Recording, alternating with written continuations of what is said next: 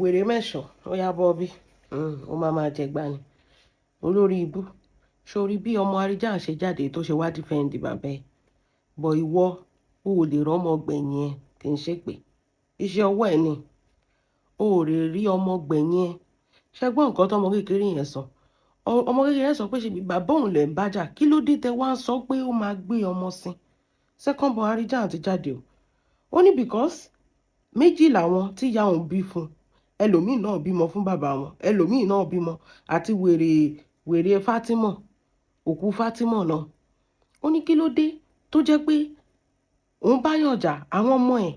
ó ní òdò bàbá ìyá àti bàbá àwọn lè má sí mọ́ bọ ọmọ ni òun orúkọ bàbá òun dẹ̀ lòun jẹ lẹ́yìn ṣẹtirínsìn pé orúkọ Lizzy ta ló ti jorúkọ ẹ̀ ta ló ti forúkọ ẹ̀ ṣe rere ńlẹ̀ ayé orúkọ ẹ̀ gan tí ò jẹ́ rere tí ò ṣe rere fún wọ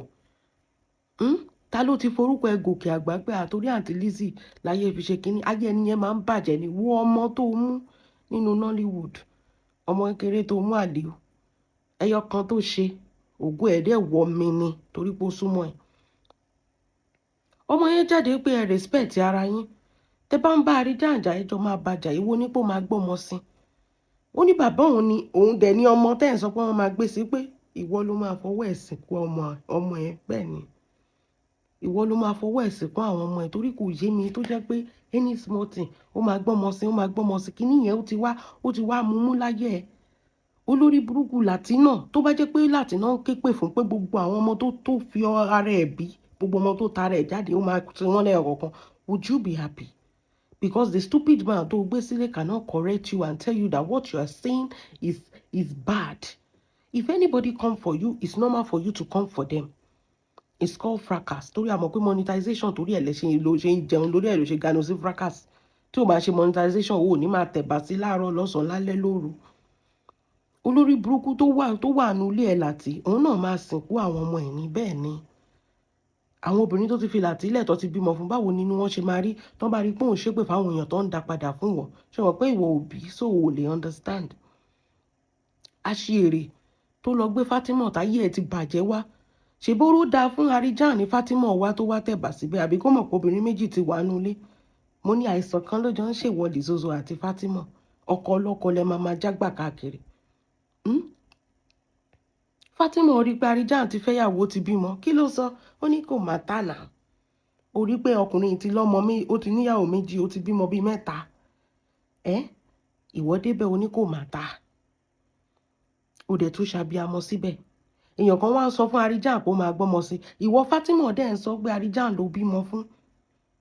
ṣé ìwọ náà ò ní sin ọmọ ẹ̀ ń sìn èèyàn tó wá gbèjà ló ń sọ pé ẹ gbà mí torí Ọlọ́run ṣé gbogbo yín tẹ̀ tí wá fá lórí social media yìí Zozo tó gbé ẹ jáde tó sọ pé òun fẹ́ ṣe DNA òun náà ló ń gbàdúrà pé Àríjàn gbogbo ọmọ tó tara ẹ̀ jáde ó máa fojú sunkún ọ̀tá ẹ̀ máa fojú sunkún ṣé ọmọ tiẹ̀ ò pẹ̀lú torí sometimes kò kí ń yé mi bẹ́ẹ̀ ṣe máa ń ronú lórí social media Fatima wọ́n máa sọ pé ọmọ tó bí ó máa fojú sunkún ẹ̀ mẹ́ńtọ̀ ẹ̀ ló sọ bẹ́ẹ̀ o mẹ́ńtọ̀ ẹ̀ tó fẹ́ gba lọ́ọ̀yà fún ẹ̀ ló ní ọmọ tó bí fún Àríjàn ó máa fojú sunkún ẹ̀ so who is doing who now ó rò pé oore kankan wà tí fúnra pé fẹ́ ṣe fún ẹ ni Ṣọlá pé tẹ́tí ẹ ti bàjẹ́ tó jẹ́ pé nǹkan wéyàn kúnra ni táyé tí ẹ ti bàjẹ́ tó ń wẹ́ni kúnra ni òun ló lọ sábà pé kó wá sèwé ẹ tó sọ di saviour àbó máa sọ pé òórí bó ṣe ń ṣépè fún bàbá ọmọ ẹ ìwọ ń jà pé òun ló bímọ fún wọn ni kó wá ṣe DNA òórí yẹn ṣe ó ní òun ló bímọ fún òṣòlóṣórí èèyàn tó tún jà fún ẹ tó sọ pé wàá fojú sunkún ọmọ ẹ àbí èèyàn méjì ojú méjì ló ń bímọ òun náà ń ké pè sórí pé kan náà àwọn tí ò kì í ṣọmọ àlè orí pé ó ti jáde ó ti fún Lizzy jẹ wípé àǹtí tẹ bá ń bá Àríjàn jẹ bàjà èwo ni kí ni tàwọn tẹ fẹ́ káwọn kú ṣé ìyá àwọn ló wá bá yín ni kí ni ti àwọn ọmọ yẹn nǹkan tí ò yé mi nìyẹn bọ̀ ìwọ tó bí ọmọ àlè ìwọ sọ pé kí Lizzy máa sọ ló ti rò pé ó lè jórí tiẹ̀ ló ti máa dáhùn Fatima ó lè jórí ọmọ àlè tó gbé dání ló ti máa dáhùn òun náà ti ń ké pè fún ọmọ tó sì wà lọ́wọ́ ẹ̀ tí ò tí ì ṣoríire wọ́n ti ń ké pè fún àwọn tó ti dàgbà gan ògbọ́n wọ́n sọ pé orúkọ bàbá àwọn làwọn ń jẹ lọ́jọ́ tèmi orí pé o ò rí èrè jẹ lára Àríjàn ọmọ ẹ̀ ò tún rèrè jẹ wọ́n tún kí gbégbé ọmọ ẹ̀ yẹn ó máa tún gbèsè this is your mentor sórí pé nǹkan kan ti ń ṣe ẹ́ Fatima torí tó máa sọ̀rọ̀ kì í ṣe yèyè mẹ́sàn-án ló gbé mi wá o ẹnu Àríjà máa ń rùn Àríjà ò kì í wẹ̀ Àríjà máa ń ṣoògùn bó lọ síbẹ̀ ò lọ́dún náà ìgbà tẹ́jọ́ ń ra yín mọ́lẹ̀ ṣe ẹ̀kan ló doyún ni ṣèbẹ́jọ́ gbé dáadáa ẹjọ́ gbé inú ilé dáadáa ó rún ẹ dáadáa ó tún bímọ síbẹ̀ ó tún ṣàbíamọ Fatima ó tún ṣàbíamọ ń bẹ̀ ìwọ lọ́run ló tún jáde after 10 years tó sọ pé kó wá gbọ́mọ ẹ̀ pé ó ti sú ẹ pé bùkátà ti wọ̀ ẹ́ lọ́rùn. Just look at your life. Number 1, laziness ni o ò lè ṣiṣẹ́ o ò lè tọ́jú ọmọ. Number 2, o tún sọ pé kí bàbá wa gba ọmọ wọ́n tún sọ pé o tún máa fojú sunkún ọmọ òun ibẹ̀ ló tún lọ glue mọ́ ṣé àmọ́ pé Lizzy ló lọ gbé ẹ wá ni ṣó rò pé àmọ́ pé Lizzy ló lọ gbé ẹ wá ni nǹkan tí mo máa sọ fún Ṣọlá pé nìyẹn pé ìgbésí ayé tó ń gbé ó ti show pé kò sẹ́nibọ̀dì tó máa defend ẹ kí ló dé tó ò sẹ́nibọ̀dì tó ń defend ẹ náà o ò rí báwọn èèyàn ṣe ń defend Àríjà ìlú ṣe pé ó mọ anybody rè wọ́n máa pariwo sí Gistlover Ìyábọ̀ Òjó àwọn ló lọ gbé Àríjà wá Àríjà àti Ìyábọ̀ gbogbo èèyàn ló lọ ń gbé Fọlá wá gbogbo èèyàn ni àti Ronke Oṣòdì ló lọ gbé Fọlá wá olóṣì ọmọ òṣì ọmọ ọ̀ránkìràn ta ló bá tiẹ̀ jẹ́ náà ta ló bá tiẹ̀ jẹ́ báyìí ta ló ṣépè fún ẹ nǹkan tó fi ṣépè fún ẹ yẹn wọ́n dẹ̀ ṣépè fún ẹ pé o máa tú rẹ sí òwò o máa rìn wọjà o máa ṣẹ̀sìn àgbáyé o máa wọgbó lọ èpè tán ṣẹ́ fún ẹ nìyẹn o adẹ̀ tí ń débẹ̀ díẹ̀díẹ̀ wọ́n ti jẹ́ ẹ sí òwò láàrin ọjà o ti ṣẹ̀sìn àgbáyé ó kù kó wọgbó lọ ló kù báyìí ó kù kó wọgbó lọ o ti ń sínwín náà tẹ́lẹ̀ ó búyàn èèyàn bú tiẹ̀ padà ó ṣépè fún èèyàn ṣẹ́ tiẹ̀ padà ó lọ mọ́ ọlọ́pàá ò dẹ̀ lù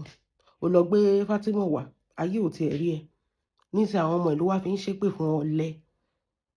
orí tó bá tú Àríjà sílẹ̀ orí bó ṣe pieces ẹ tó sọ ẹ́ di aláìnírònú ará Galatia tó sọ ẹ́ di useless rag lójú gbogbo ọmọ aráyé àpọ́nlé kékeré tó ṣèkù lára ẹ̀ orí bá Àríjà ṣe bó ṣe wọ́ ẹ ńlẹ̀ bó ṣe wọ́ ẹ tuurutu tó fojú ẹ gbolẹ̀ ọmọ ọ̀ránkìràn kí ló ń jó ẹ lọ́wọ́ tó lè fi jólẹ̀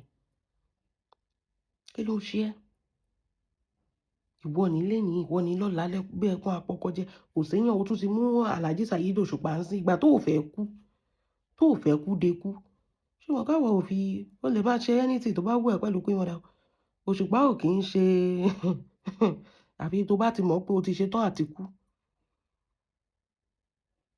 ọkọ ẹ̀gbọ́n mi ni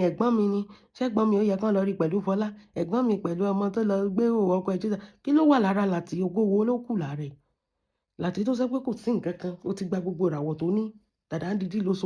sọ di mannequin kòròfó ni no ng just body alone mannequin tó ń jẹ́ pé paraga ló mú kiri ó sọ di ọkùnrin tí ò lè tó lé tí ò lẹ́nu tí ò lè sọ fún ìyàwó ẹ pé nonsense ó ṣe yẹn ó ti tó àti tó bá ṣe pé ọdún kan ló fi ṣe wèrè àmọ́ pé òkè wèrè ó ti ń lo ọdún 6 báyìí lórí social media tó ti ń sínwín tó ti ń bá gbogbo ayé jà kò sínwín ènìyàn tó ti ń bá gbogbo ayé jà gbogbo èèyàn ló máa mú bú gbogbo èèyàn ló ṣẹ́ ẹ̀ Òṣùpá tún ti ṣẹ̀ ń sìn ó rò pé ibi tí wọ́n jókòó sí tó ò lọ wájú you no go back you no go front tí gbogbo nǹkan àjálù àrélù mọ́ àrélù tó ń rélù ẹ̀ ṣó rò pé yẹn ni àwọn èèyàn fẹ́ máa fi lé ayé wọn ṣe you have gone down you have destroyed your life ṣó rò pé anybody will want you to destroy their own life gbogbo ayé ló ti mọ̀ pé anybody tó bá ti súnmọ́ ayé ẹni ó máa bàjẹ́ orí kékeré activism donation tó sáré fẹ́ ṣe kí ló dé tó jẹ́ pé ẹsẹ̀kẹsẹ̀ bó ṣe gbé wá náà ló ṣe crash ìwọ ló tún bá yé Fatima jẹ́ ju bó ṣe wà lọ tẹ́lẹ̀ torí tó bá yẹ pé yàn mí ló gbé Fatima wá people will help her but torí pé àtọ̀dọ̀ ẹ ló ti wá yẹn o tún fi ìgbésí ayé ẹ tó ti bàjẹ́ o tún fi bà ti Fatima jẹ́ Ṣọlá pé aláyé rúnrún gbà tó jẹ́ pé ò lọ́kọ ńlé emptiness it's so obvious that you are not enjoying that marriage kì í ṣe dandan if marriage feels like this wípé o gbọ́dọ̀ máa rojọ́ o gbọ́dọ̀ máa jà o gbọ́dọ̀ máa ṣépè fọmọ o gbọ́dọ̀ máa sunkún kiri o gbọ́dọ̀ máa rán oró o ti ń wọlé èsì kan yẹn fún like 3 days báyìí o tún ti ń rán oró ọ̀bùn ṣíọṣíọ ṣé ò kaṣọ lọ ni ṣebí ìyá tó ń taṣọ ìyá aláṣọ tó yẹ gbadá ní ṣé o ò tún ráṣọ wọ̀ ni ṣebí ìwọ ló sọ pé o wọṣọ jù ọkọ ẹ ló lówó jù ìwọ ló kọ́kọ́ ṣe kinní kan ìyá tààrẹ ẹni Árábù ti kọ́pì bó ṣe ń wà báyà ṣé o ò tún ráṣọ wọ̀ o ráṣọ kó dání ni o tún ti ń wọlé sí black yẹn báyìí for how many days báyìí ọ̀bùn ṣíọṣíọ ó máa wọ̀ pa ó máa wọ̀ táṣọ yẹn máa fi ṣá ni tó bá ti wá ṣàwà wá transfer sí Zidog ìyẹn náà ọ̀lẹ alápá má ṣiṣẹ́ èèyàn tó wálé ayé wá ṣerú ẹgbẹ́ mo tẹ̀ ríyàn kan tó kọ update nípa I don't even remember the name ìyẹn náà máa jókòó sórí social media òun náà máa ṣépè èpè ló lè ṣe èpè ló bá yẹ̀yìn méjèèjì jẹ́ Zidog kó tó dé ṣé kó tó ṣépè gan ṣáyé ò ta sánsán ju ìgbà tó ń ṣépè lọ ṣe bí aṣọ àlòkù aṣọ tó ti ṣá náà lọ́kọ́ fún ẹ àǹtí mi màá mi sísítà ẹ ló ń ké pè lójoojúmọ́ sísítà ayé sísítà ẹ ti bàjẹ́ kò sí connection tó lè fún ẹ tó jẹ́ pé ìwọ gan wàá gánú ayé lẹ́yìn kẹjọ jókòó sínú ilé kẹjọ máa ṣe show kẹjọ máa ṣépè kẹ máa kó aṣọ kẹ máa pín aṣọ ara yín wọ̀ ẹ tó trust ara yín gan torí a máa rí containers Ṣọlá pé tó bá ti wà lẹ́gbẹ̀ẹ́ ó máa wọ turtleneck tó máa bo ọrùn ẹ̀ báyìí kó má lọ yà kó lọ gbé fún blogger èèyàn tó wà ní òyìnbó tó tún sẹ́ǹdì aṣọ àlòkù sí mi ì gbọ́ rí láyé mi olóṣì ọmọ ẹran gbogbo àwọn tó wà tó surround ẹ olóòórùn ni gbogbo wọn kò séèyàn gidi gbogbo èèyàn gidi ó sọ èèyàn gidi nù ó kó lóòórùn mọ́ra gbogbo ayé ń lọ right ìwọ lọ left ìgbà tó kì í ṣe wèrè kíyàn sọ Tọ́pẹ́ Àlàbí nù Sàlàwá Àbẹ̀ní àwọn èèyàn gidigidi bẹ́ẹ̀ yẹn àwọn big men nínú Nollywood kó sọ gbogbo àwọn èèyàn gidi bẹ́ẹ̀ yẹn tó surround ẹ kí n wo Saheed Òṣùpá ń sìn rẹ ṣé o ti rí pé yẹn náà tó ti lọ tó bá yàrá tó sọ pé wọ́n lọ gbé Fọlá wá Ìyábọ̀ àti Saheed Òṣùpá ló lọ gbé Fọlá wá nǹkan tá a tún máa gbọ́ nìyẹn ní gbogbo wíìkì àwọn wọn mọ̀ọ́mọ̀ fẹ́ fi Fọlá bayé ẹ̀jẹ̀ ni wọ́n lọ gbé Fọlá wá ni wọ́n fẹ́ fi wá bayé ẹ̀jẹ̀ ni King Saheed Òṣùpá ló lọ sọ pé kí ló ra fóònù fún Fọlá kó lọ rìkọ́ọ̀dù Mr. Lawal who is Lawal what is Lawal láti orí edé ṣé láti gbádùn ni ṣó gbádùn ayé ṣó gbádùn ara ẹ̀ ni ní tẹ̀ máa ń sọ kinní kan mo ní Ọlọ́run ọba ò kì í ṣe ènìyàn torí látijọ́ for over 6 years tó ti ń kígbe pé àwọn ọmọ kan máa kú Ọlọ́run dẹ̀ ń jẹ́ kó yẹ pé a ní fojú sunkún ọmọ kankan lórí social media yìí ìwọ tó bá sọ pé ọmọ máa kú ìwọ ló máa gbé òkú ọmọ ẹ̀ sìn bẹ́ẹ̀ ni torí Ọlọ́run tó ń gbénu wa ó ju nǹkan tó ń gbénu ẹ̀ lọ kí ló ò tí ì gbé lórí social media kí ló dé tí gbogbo ẹ̀ ń lulẹ̀ ó ti ṣe gbogbo ẹ̀sìn papọ̀ wọn ò gbà ẹ́ wọn ni mo máa sọ pé ẹ má dá lóhùn kò kí ń ṣe traditionalist ìyá Ọ̀ṣun àbí babaláwo àbí onífá wọn ò kì í ṣépè fọmọ pé ọmọ máa kú bẹ́ẹ̀ ni ó kàn fẹ́ fi yẹn cover ojú ni ẹ má dá lóhùn kì í ṣe traditionalist báwo ló ṣe máa sọ pé o fẹ́ ṣẹ́fá o wá sọ pé òun ṣépè fọmọ bẹ́ẹ̀ yẹn ṣó possible ni kì í ṣe ó fẹ́ fi yẹn cover ojú ni kò ṣe ẹ̀sìn kankan Ṣọlá pé ò ṣe ẹ̀sìn kankan ó rí pé ò lè sínú Islam kó máa gbé ọmọ ṣépè bẹ́yẹn o ò lè sínú Christianity kó máa ṣépè fáwọn ọmọ kéékèèké bẹ́yẹn tó bá mú pásítọ̀ àṣépè fún tó bá mú ìmáàmù àṣépè fún ta ni ò tí ì ṣépè fún lórí social media ó gbé ilẹ̀ wá ó gbé àdàbí wá kí ló dé tádàbí yẹn ìwọ kọ́ ló máa fún ṣó mọ bí tádàbí ti originate wà ẹ̀kan náà mo máa sọ fún yẹn ẹ̀kan náà lo àdàbí wọn kì í lò overuse tó lò yẹn kò ṣiṣẹ́ kò dáhùn nìyẹn ó dẹ̀ gbọ́dọ̀ make sure pé ẹni yẹn ṣe nǹkan yẹn gangan you have to be sure ẹ̀kan báyìí tó bá pè ló máa dáhùn mo fẹ́ wá ṣe àdàbí mo gbádàbí bọ̀ mo gbádàbí bọ̀ wọ́n ń gbé kiri bẹ́ẹ̀ yẹn wọ́n ń gbé jó bí ọmọ ọwọ́ ẹ̀kan ni kòkó ó máa jẹ́ lẹ́ẹ̀kan ní ẹ̀kan ṣáà ni àwọn tó gbé fún ẹ fake náà gbélé lọ́wọ́ ó máa ti gbé bàbá lábúlé wá sórí social media tẹ́ máa jọ tanra yín gbẹ̀yìn náà ni o ò kì í jókòó kó bèrè lọ́wọ́ rẹ pé kí ló dé tó jẹ́ pé gbogbo èpè tó ń ṣẹ́ kò sí ẹyọ kan tó dáhùn rè gbogbo oògùn tó ń ṣe kò sí, kàkà bẹ́ẹ̀ ìwọ́gun ló tún ṣẹ̀sìn sí. o ò jókòó kò béèrè lọ́wọ́ rẹ pé ó kàn ń waste owó ẹ̀, mo fẹ́ sáré lọ ṣìkà fún eléyìí, mo sáré lọ sí ilẹ̀ ṣó ń gbọ́ tó máa lágo lé lórí. Kò sí nǹkan tó ṣe anybody.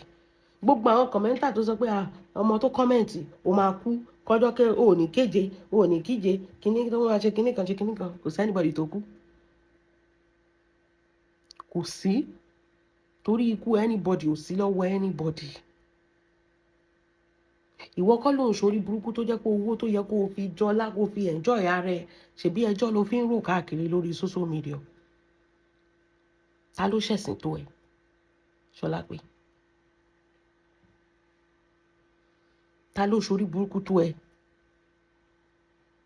Ta ni àwọn ẹgbẹ́ ẹ tó bá tiẹ̀ ṣe fíìmù mọ́? Wo báwọn ẹgbẹ́ ẹ ṣe ń rally around, wo Tóyọ̀sí, wo bọ́ ṣe rally around ẹ, wo bọ́ ṣe rally around Dayọ̀, wo bọ́ ṣe rally tó bá tiẹ̀ ṣe fíìmù mọ́. Àtàwọn àgbàlagbà àtọmọ kéékèèké,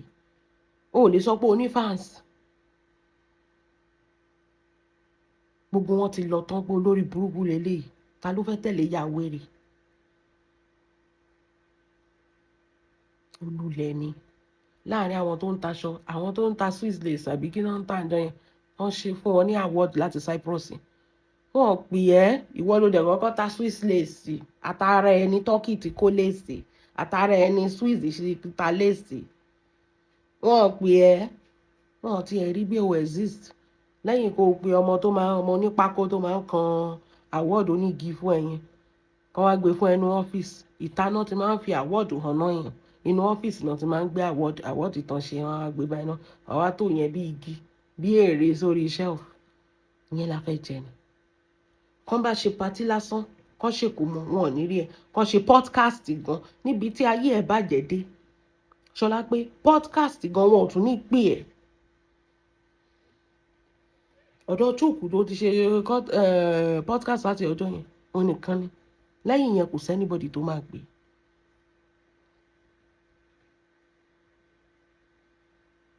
Tó bá mélé wà hàn, àkílódé tán lọ rí pẹ̀lú Fọlá, orí gbogbo àwọn ọ̀rẹ́ ẹ̀ pẹ̀lú Fọlá, FK ó gbèjà Messi ó gbèjà kínní, ṣó yẹ kán rí wọn pẹ̀lú Fọlá. Àti rí King Saheed Òṣùpá tó bá ti mọ̀ pé ò fẹ́ wọlé ló yẹ. Wèrè tó ń ṣe ẹ́ tó máa ń jẹ́ every 3 days yẹn, má jẹ́ ó ṣe ẹ́ dọ́dọ̀ King Saheed Òṣùpá o. Tó bá mọ̀ pé ìwà àti làtí ẹ̀ fẹ́ fi kú ṣèfàjẹ́, ṣé mọ̀ pé mò ń sọ ọ́ sí. Wèrè tó máa ń bú ẹ̀jẹ̀ yẹn, ó jẹ́ má jẹ́ ó bú ẹ̀jẹ̀ dọ́dọ̀ King Saheed Òṣùpá. Ibẹ̀ yẹn ló ti máa mọ̀ pé o ti kẹ́rù ẹ̀, ẹlẹ́kọ̀ọ́ ọ̀run ti polówó fún ẹ. Ìwọ ló bá yára ẹ jẹ́ náà. Ṣáwọn èèyàn ló rán iṣẹ́ pé kó ya òsínwín sórí social media. Ọmọ kékeré ló wá ń sọ fún ẹ pé madam, ẹ jẹ́ kó rí yín pé ọmọ Àríjàn ni mí, kí ni mo ṣe fún yín? Ṣé mo ṣẹ̀yìn ni? Kí ló wá dé tẹ wá ń ṣépè ikú fún mi?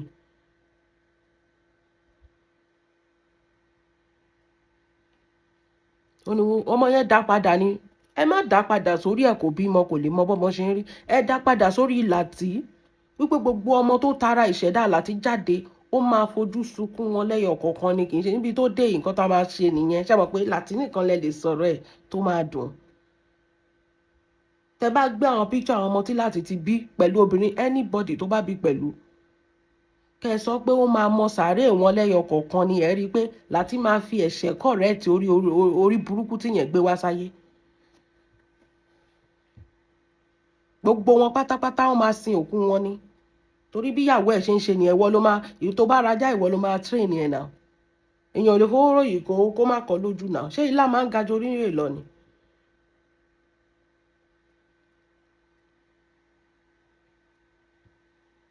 a máa parọ́ fún Àlàtí bílóníà ní bílóníà, kò sí bílóníà tí ò lè control ìyàwó ilé wọn. O ò lè rí ìyàwó bílóníà tó máa sínwín kiri bíi tiẹ̀. Ajá ìwádìí dìgbòlugi sáàrin ìgboro. Gbogbo nǹkan ló máa han yín mọ́, ló máa kọ́ utilize wèrè dànù. Ta ló ráyè òṣì? Ṣé 10 years ló fẹ́ fi sunkún lórí social media ló fẹ́ fi gbọ́ ọmọ ṣépè ni? Làtí ò tiẹ̀ yẹ kó para, ìwọ ló yẹ kó pa. Bẹ́ẹ̀ ni. Ọmọ tó bá sọ pé ìyá òun ní sùn ló yẹ kó fi ṣe, òun gan ò ní fojú korun. Ìwọ olórí burúkú yìí. Ta ló bà tiẹ̀ jẹ́? Ta ló sọ pé ká yí ẹ kó bàjẹ́ tó lè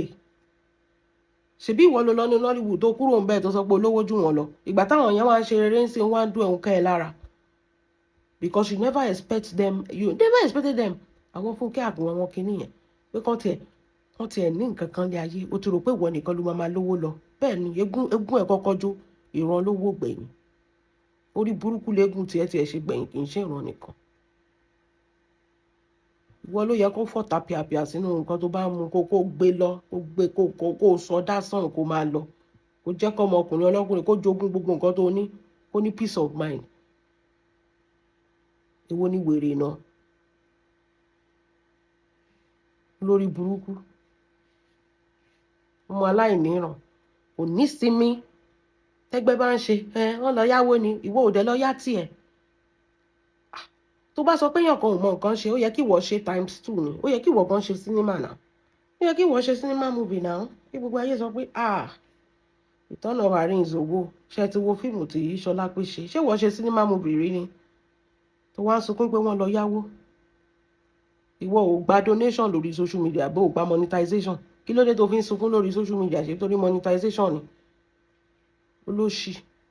ìyọ̀ntá yẹ̀ ẹ́ ti bàjẹ́ tí ò rò ń jẹjẹ tí ò rí nǹkan kan ṣe ọpẹ́lọpẹ́ monetization láyé ẹ̀ ló máa fi ń gbéra gbogbo àwọn ẹgbẹ́ ẹ̀ ló ń make impact kí ni impact tí wọ́n make kó máa gbọ́mọ ṣépè olóṣì you will not be missed bẹ́ẹ̀ ni Ṣọlá pé you will not be missed jẹ́ kí yẹn kó yí ẹ bẹ́yẹn